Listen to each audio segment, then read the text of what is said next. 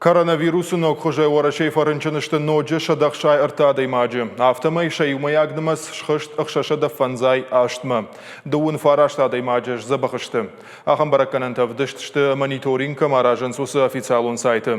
Sagat yiriştonu koronavirusa rınçınta nay uytıqay quşınkanınız falxaşkancı tamsaştardı regionalun upravleniye. Dartar xıştkanınız infeksiy marvazını tıqay appat qavgama azalptı. Alı bondar xisava darajı şarmagundum bırtıtı. Operativon штабна республика и сувавариш, уйтыхай адаман кушынканы. Арын тышартачихи живудона наражен сирташтыта. Ждон фагуршхошты Израиля чище досышыл гоймаджу аварыл. Уйдар асыд медицину ныркашт. Я баракканан тытыхайден разыр той специалиста. Мы получили информацию, что в Москву прибыла гражданка Северной Осетии из Израиля. Нам на эту информацию направили. Сотрудники уже все, медицинская служба и наши, встречали ее в аэропорту. Она была с признаками ОРВИ, госпитализирована в медицинский стационар. Взяты у нее пробы для исследования.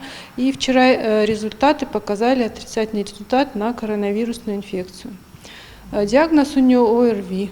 Но, несмотря на этот результат, она должна находиться на изоляции в течение 14 дней с момента пересечения границы Российской Федерации. И еще раз хотелось бы обратиться к гражданам нашей республики, которые побывали за рубежом и вернулись в Российскую Федерацию, обязательно находиться дома на изоляции в течение 14 дней с момента прибытия в Российскую Федерацию. И соблюдать те рекомендации, которые мы даем уже, наверное, повсеместно. Ашта шадарта ю дуын ақшай аштахаму коронавирусын ахмаваштиатон баш синады номер.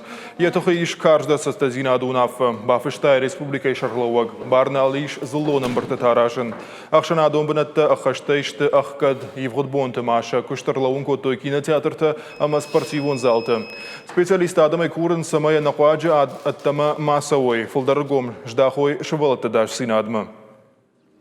В силу сложившейся ситуации мы призываем вас быть более бдительными, более ответственными к здоровью ваших детей и к здоровью окружающих вас людей. Старайтесь меньше посещать места массового скопления людей. Соблюдайте элементарные меры профилактики. Чаще мойте руки, чаще проветривайте помещения, влажную уборку почаще проводите.